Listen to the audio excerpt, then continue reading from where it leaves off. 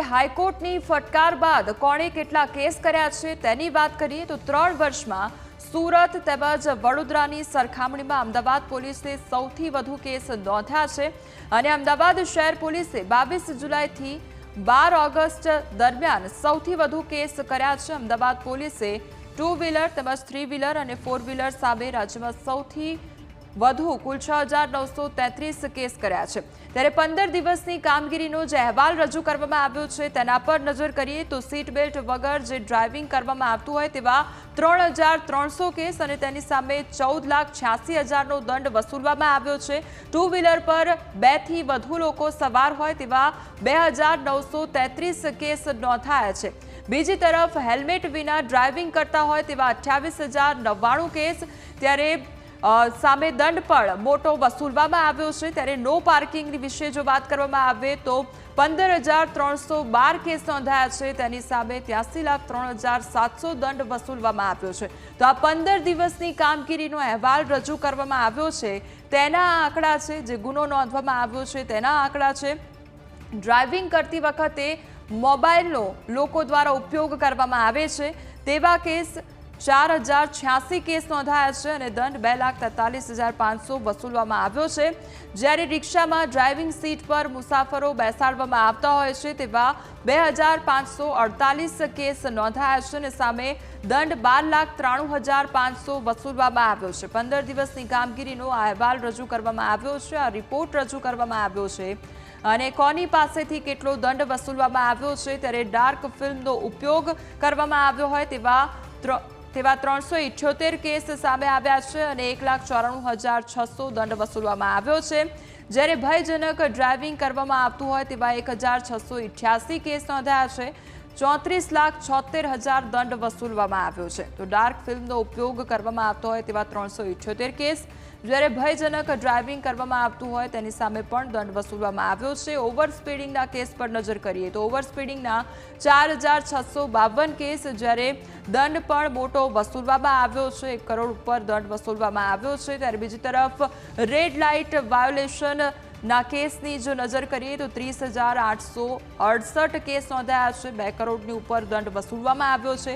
બીજી તરફ wrong lane driving કરવામાં આવતું હોય તેવા 20 કેસ નોંધાયા છે અને દંડ 10,000 રૂપિયા વસૂલવામાં આવ્યો છે।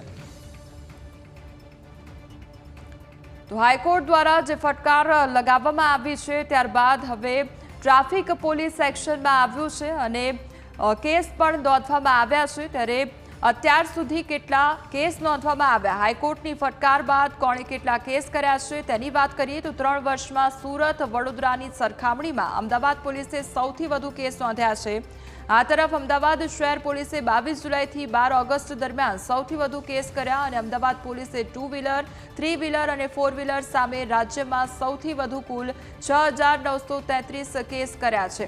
જ્યારે બનાસકાંઠાની જો વાત કરવામાં આવે તો બનાસકાંઠામાં 3,028 કેસ, રાજકોટમાં 2,827 કેસ નોંધવામાં આવ્યા છે। જ્યારે વડોદરાની જો વાત કરીએ તો વડોદરામાં 804 કેસ નોંધાયા છે।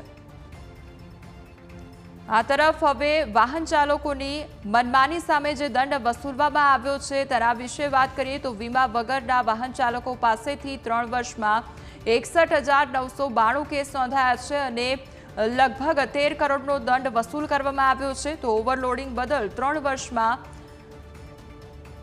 1,49,031 કેસ નોંધાયા છે અને 127 કરોડ 75 લાખનો દંડ વસૂલવામાં આવ્યો છે। તો બીજી તરફ અન્ય ગુનાઓ બદલ 3 વર્ષમાં 7,88,701 કેસ નોંધાયા છે અને 260 કરોડ 33 લાખનો દંડ વસૂલવામાં આવ્યો છે। જ્યારે છેલ્લા 3 વર્ષમાં ઓવર સ્પીડિંગ બદલ ગુજરાતીઓએ રૂપિયા 14,58,35,000નો દંડ ચૂકવ્યો છે। ત્યારે રાજ્યમાં અધિકૃત સંખ્યાથી વધુ મુસાફરોની સવારી બદલ 3 વર્ષ દરમિયાન કુલ 12,35,666 કેસ નોંધાયા છે। અમદાવાદ શહેરમાં વર્ષ 2021થી 2024 સુધીમાં કુલ 28,450 કેસ નોંધાયા છે। વડોદરા શહેરમાં વર્ષ 2021થી 2024 સુધીમાં કુલ 3,77,478 કેસ નોંધાયા છે। બીજી તરફ સુરત શહેરમાં વર્ષ 2021થી વર્ષ 2024 સુધીમાં કુલ 5,499 કેસ નોંધાયા છે અને રાજકોટ શહેરમાં વર્ષ 2021થી 2024 સુધીમાં કુલ 1,29,005 કેસ નોંધાયા છે તો ગાંધીનગરમાં વર્ષ 2021થી 2024 સુધીમાં કુલ 13,334 કેસ નોંધાયા છે। બીજી તરફ રાજ્યના 38 શહેરી વિસ્તારમાં ભારે વાહનોના પ્રતિબંધ ભંગ બદલ 3 વર્ષમાં કુલ 40,807 કેસ નોંધાયા છે તો અમદાવાદ શહેરમાં વર્ષ 2021થી 2024 સુધીમાં કુલ 2,792 કેસ નોંધાયા છે। આ તરફ વડોદરા શહેરની જો વાત કરવામાં આવે વડોદરા શહેરમાં વર્ષ 2021થી વર્ષ 2024 સુધીમાં કુલ 1939 કેસ નોંધાયા છે જ્યારે સુરત શહેરમાં વર્ષ 2021થી 2024 સુધીમાં કુલ 23,395 કેસ નોંધાયા છે। રાજકોટની વાત કરીએ તો રાજકોટમાં 800 કેસ નોંધાયા છે તો સુરત શહેરમાં 68,308 કેસ નોંધાયા છે જ્યારે વડોદરામાં 64,440 કેસ નોંધાયા છે। વીમા વિનાના વાહનોનો જે ઉપયોગ કરવામાં આવતો હોય છે તેના કેસની વાત થઈ રહી છે ત્યારે અમદાવાદ શહેરમાં 8,100 કેસ નોંધાયા છે એટલે 8100 કેસ નોંધાયા છે તો રાજકોટમાં 2,596 કેસ નોંધાયા છે। આ 3 વર્ષનો આંકડો છે। 3 વર્ષમાં અમદાવાદ શહેરમાં 8100 કેસ નોંધાયા છે।